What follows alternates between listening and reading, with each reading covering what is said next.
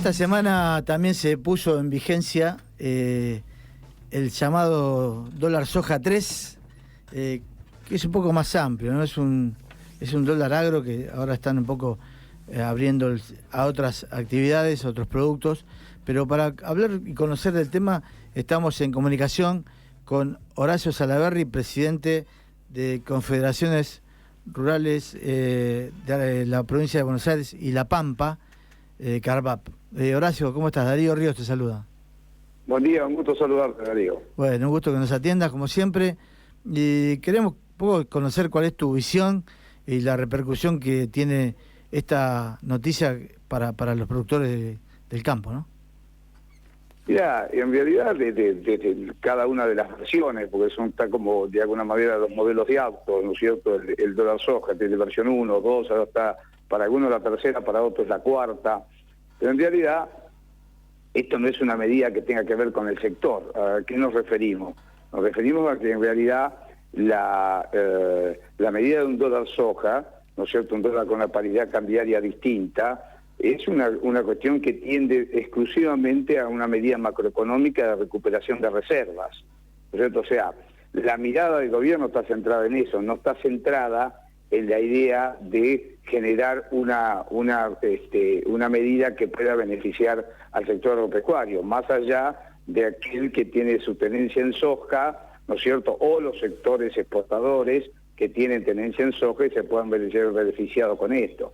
El problema es que si uno hubiera querido tener, o el gobierno hubiera querido tener un dólar, digamos, hacia el sector agropecuario, tendría que haber sido un dólar para toda la economía del sector agropecuario. Hoy, tímidamente, están tratando de ver algunos otros sectores de las economías regionales, para tratar de ver si le pueden mejorar también la paridad cambiaria. Pero la cuestión está centralizada en la soja. Y esto genera una situación muy compleja, como ya lo ha generado anteriormente, en todo lo que es la alimentación animal.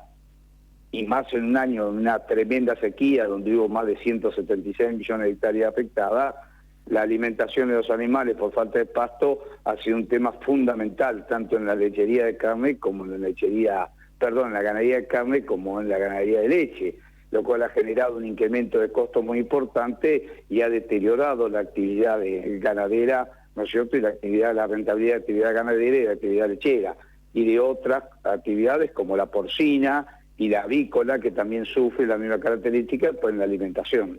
Entonces, me parece que, vuelvo a insistir, no es una medida del sector, es una medida macroeconómica ante un estado desesperante de caída de reservas. Claro, sí, siempre está digamos, el rumor o la instalación de la idea de que hay muchos silobolsas llenos de granos, llenos de soja, y es como que es una especulación y que esto haría que esos productos se exporten, ¿no?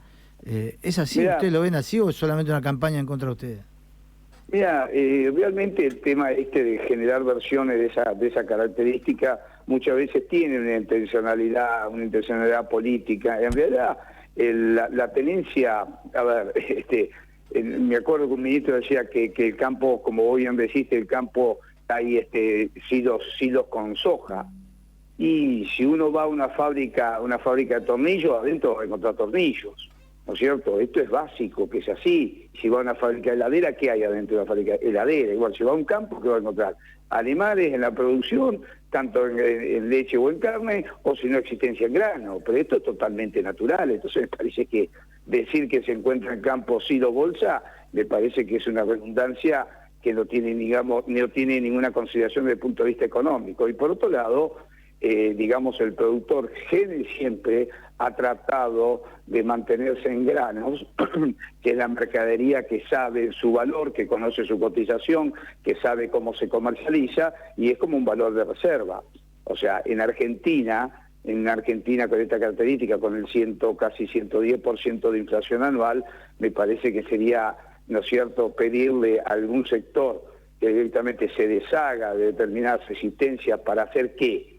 Por ejemplo, absolutamente nada, porque en realidad el ahorro se consume rápidamente. Entonces, básicamente es el productor que también tiene que utilizar ese dinero para volver a invertir, y más en un año como este, que ha caído en forma tremenda de más de 20 millones de toneladas de soja y de maíz también en la misma proporción la existencia, ya prácticamente la tenencia que se va a tener directamente es para volver a, si se puede, encarar la siembra nuevamente y por otro lado, de alguna manera pagar todo lo que se ha sacado, que en el campo se utiliza muchísimo, que es pagar a cosecha, ¿no? Uh-huh. Sí, hablamos de que se ampliaría a un concepto de dólar agro y se habla, creo que va a salir en estas próximas horas, un decreto que habla de la pesca, limones, legumbres, miel, maní, lana. ¿Con eso alcanzaría para, digamos, mejorar el ánimo del productor o seguimos con el mismo concepto macroeconómico y que dura por unos pocos, prácticamente un mes y medio, y seguiría siendo insuficiente para lo que ustedes necesitan?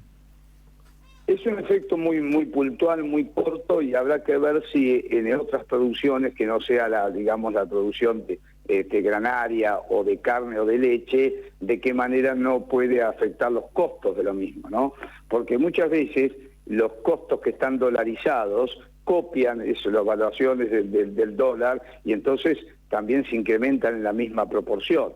Por eso hay que tener muy en cuenta también, por ejemplo, en el caso de la miel, por ejemplo, que es un producto que tiene un contenido muy fuerte en todo lo que es traslado, y el costo ya en el día de ayer o hoy está aumentando el combustible, entonces le empieza a comer todo lo que es la performance que podía tener con un dólar de distintas características, ¿no es cierto? Y habrá que ver las otras, no soy un experto en economías regionales, ¿no es cierto? Pero habrá que ver si los costos que se dolarizados de la misma no le produce, un incremento importante en los mismos, ¿no?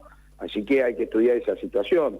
Creo que el deterioro general de la economía y la pérdida de capacidad competitiva del sector viene por una brecha cambiaria que llega a más del 100%, lo cual hace casi imposible, la convivencia de este tipo de cambio de una característica y de otra, porque esto ha sido ya histórico en Argentina. Cuando esta amplitud se da de esa característica, realmente deteriora muchísimo toda la actividad productiva, no solo la agropecuaria, también toda la actividad industrial, y la actividad industrial que es grande, atada a todo lo que es el sector exportador, también pasa lo mismo. Imagínate que hoy en día inclusive hay muchas de agroindustria, que eso es lo que yo más conozco, que una cantidad de insumos lo está pagando hoy ya al dólar MEP, y no porque no tiene existencia central para poder permitirle el ingreso de divisas. Y imagínate que importar a ese dólar y tener adentro un dólar de 210 o de 215, de 216 pesos, realmente genera una situación muy compleja, no solo al sector agropecuario, sino a todo el sector industrial. Horacio, te agradecemos mucho que nos hayas atendido esta mañana. Te mandamos un fuerte abrazo. Al contrario, el gusto es siempre saludarlos, que tengan muy buen día. Bueno, buen día.